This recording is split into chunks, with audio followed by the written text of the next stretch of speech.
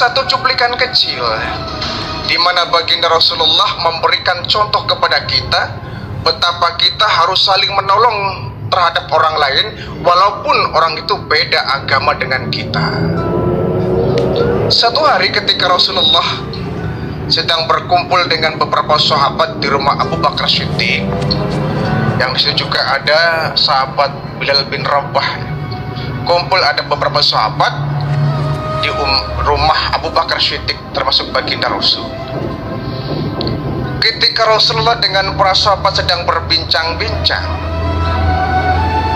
tiba-tiba ada seseorang yang mengetuk pintu dari luar.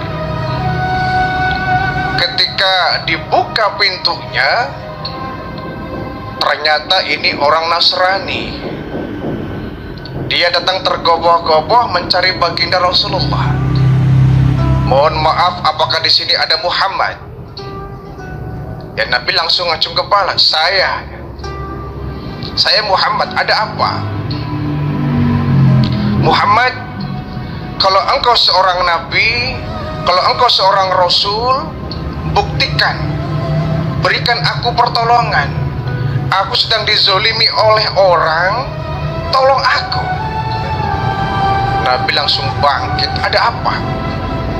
Muhammad, hartaku dirampas oleh Abu Jahal bin Hisham. Nabi langsung kaget dan langsung terbawa emosi, padahal yang melaporkan itu orang Nasrani. Begitu Nabi mendengar ada kezaliman, Nabi langsung bangkit. Apa kau bilang? Iya Muhammad, hartaku dirampas oleh Abu Jahal bin Hisham. Nabi langsung emosi, nggak terima. Walaupun beliau seorang rasul, yang melaporkan adalah orang Nasrani. Baik kalau begitu, antarkan saya ke rumah Abu Jahal. Nabi langsung bangkit bersiap-siap untuk menuju ke rumah Abu Jahal. Di-stop oleh beberapa sahabat. Wahai Rasulullah, ini kan siang hari ya, waktu-waktu istirahat.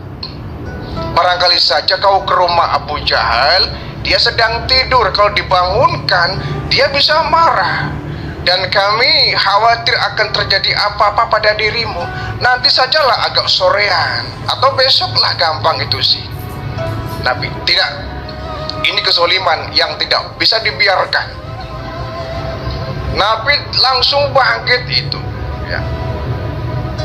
Padahal dirayu oleh para sahabat, karena waktu zuhur itu kan waktu sedang panas-panasnya orang istirahat. Khawatir ketika sampai ke Abu Jahal, ini Abu Jahal sedang tidur. Khawatirnya ketika khawatir Nabi datang ke sana, marah, kemudian ada hal-hal yang tidak diinginkan oleh para sahabat. Tidak, pokoknya aku harus datang. Nabi akhirnya bangkit dan berjalan menuju ke rumah Abu Jahal, ditemani oleh orang Nasrani tadi dengan beberapa sahabat mengikuti baginda Rasul. Ketika sampai di rumah Abu Jahal, ketuk pintu. Siapa di luar? Muhammad. Ketika dibuka pintunya, kata Abu Jahal, "Hai Muhammad, ada apa kau? Tumben kau main ke rumah saya. Ada apa?" "Wahai Abu Jahal, aku mendengar laporan bahwa orang yang di samping saya ini, orang Nasrani, kau rampas hartanya." "Oh, cuma itu kepentinganmu datang ke rumah saya. Kenapa kau repot-repot main ke rumah saya Muhammad? Ini kan persoalan kecil. Kenapa kau nggak nyuruh orang sajalah untuk main ke rumah saya? Ini perkara kecil, kenapa kau datang ke rumah saya?" "Tidak. Kembalikan semua harta milik orang Nasrani. Kembalikan sekarang." "Muhammad, itu kan bisa kita bicarakan. Tidak usah pakai otot begitulah." "Tidak, pokoknya untuk masalah kezaliman, penindasan, saya nggak bisa kompromi. Segera kembalikan harta yang kau rampas dari orang Nasrani ini." Digertak seperti itu nih, Abu Jahal takut, gemetar itu. Padahal Abu Jahal itu kan musuh bebuyutan yang sangat benci dengan baginda Rasulullah. yang selalu mencari akal, mencari kesempatan bagaimana menghabisi Nabi, itu Abu Jahal dengan Abu Lahab ya, CS-nya itu. Jahatnya luar biasa Abu Jahal dengan baginda Rasulullah. Tapi kali ini digertak oleh baginda Nabi, Abu Jahal gemetar. Abu Jahal gemetar lalu dia masuk ke dalam, membawa satu keranjang ya, kurma yang dirampas dari orang Nasrani ini. Ketika keluar, kata baginda Rasulullah, wahai Nasrani, apakah sudah cukup? Apakah semua harta yang dirampas oleh dia sudah dia keluarkan? Belum Muhammad, ini belum seberapa. Oh masih ada, masih ada. Abu Jahal, jangan banyak bicara, kau ambil semuanya, keluarkan segera. Baik Muhammad, gemetar nih Abu Jahal. Abu Jahal gemetar masuk lagi. Kemudian dia keluar membawa sekeranjang kurma-kurma yang dirampas dari orang Nasrani ini. Ketika dibawa semuanya, wahai Nasrani, apakah sudah semua harta yang dirampas dari kau dikeluarkan semua? Sudah cukup semua belum? Sudah Muhammad. Sudah semuanya? Sudah Muhammad. Cuma segini? Iya, baik. Lain kali kata baginda Rasul, Abu Jahal, jangan pernah kau melakukan hal yang sama ya, menindas, merampas harta yang bukan hakmu. Nabi pun akhirnya keluar dari rumah Abu Jahal dan pulang. Ketika Nabi sudah pergi, ini istri Abu Jahal itu geleng-geleng kepala, heran bukan main. Hai suamiku, aneh kau ini. Bukankah kau selama ini begitu jahilnya dengan Muhammad? Kau mencari akal bagaimana menghabisi Muhammad. Kenapa kali ini kau takut luar biasa? Kenapa kau gemetar? Kamu nurut dengan Muhammad? Dia kan cuma anak yatim saja. Kau nurut dengan dia, kenapa kau? Kata Abu Jahal, istriku, tolong kau jangan sebarkan cerita ini kepada orang-orang ya. Kau jangan ceritakan ini kepada orang-orang yang nanti akan bikin saya malu ya. Jangan kau permalukan aku dengan cerita ini kepada orang-orang. Iya, cuma saya heran kepada engkau. Kenapa kau takut dengan Muhammad? Digertak kok kamu takut, gemetar ya. Kenapa itu? Kau nggak tahu ya? Memangnya ada apa? Tadi ketika Muhammad datang ke rumah kita, menggertak saya dengan begitu hebat, luar biasa.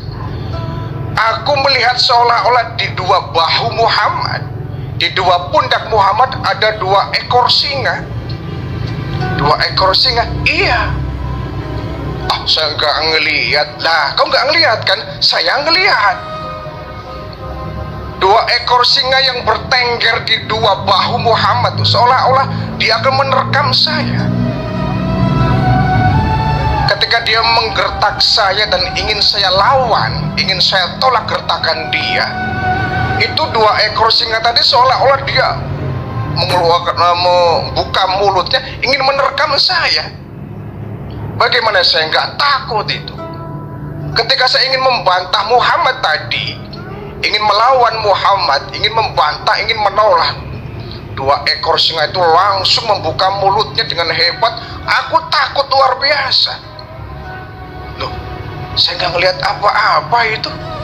Kamu nggak ngelihat? Enggak, kata istrinya. Ini berarti kerjaan Muhammad ini. Saya takut luar biasa. Itu sebabnya saya begitu tunduk tadi kepada Muhammad. Saya takut jika menolak, saya diterkam oleh 2 singa tadi. Ini merupakan mukjizat ya dari baginda Rasulullah Sallallahu Alaihi Wasallam yang tidak bisa dilihat oleh orang banyak. Hanya Abu Jahal yang bisa melihat 2 ekor singa bertengger di bahu baginda Rasulullah Sallallahu Alaihi Wasallam.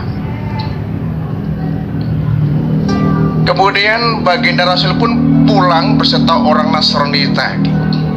Di tengah jalan ini orang Nasrani bilang, "Wahai Muhammad, sekarang aku betul-betul yakin bahwa kau seorang nabi, kau seorang rasul.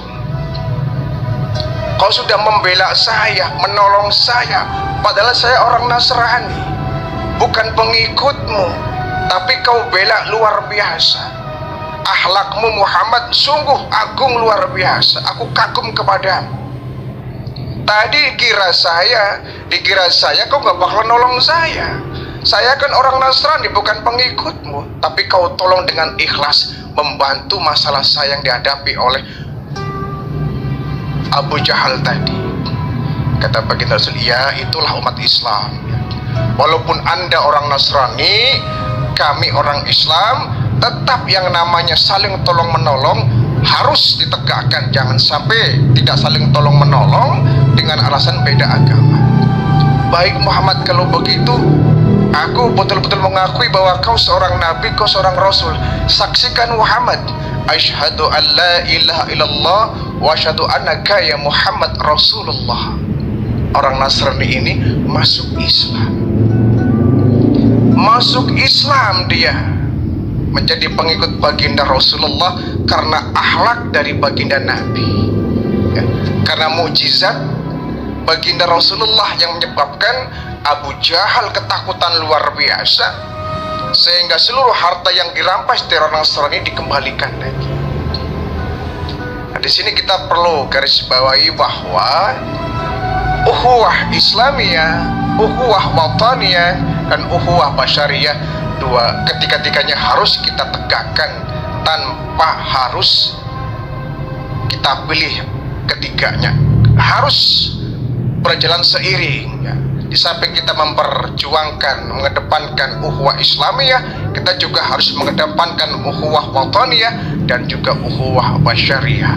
Kita bersatu dalam intern kita sebagai umat Islam, kita bersatu dalam lintas nasional antar umat beragama, dan juga kita bersatu sebagai umat manusia sedunia, sehingga perdamaian bisa ditegakkan tanpa harus saling bertikai.